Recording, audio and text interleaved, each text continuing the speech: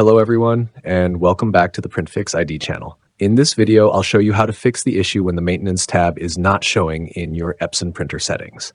As you can see on my screen right now, when I open the printer preferences, the maintenance tab is missing.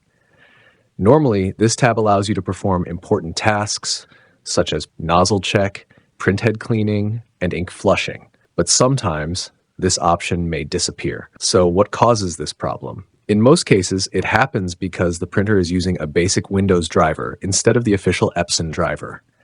The basic driver supports only standard printing, but it does not include advanced maintenance functions. To resolve this issue, you need to install the correct driver for your printer.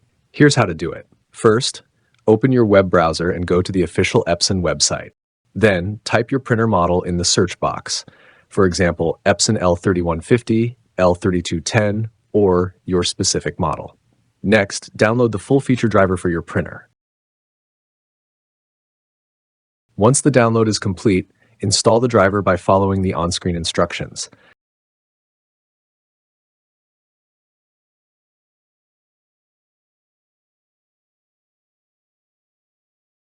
After installation, open the printer preferences again, and you should see the maintenance tab appear normally. This means the issue has been successfully resolved. You can now perform printhead cleaning, nozzle checks, and other maintenance tasks as needed. If you found this video helpful, please give it a like and consider subscribing for more helpful Epson printer tutorials. Thank you for watching, and see you in the next video.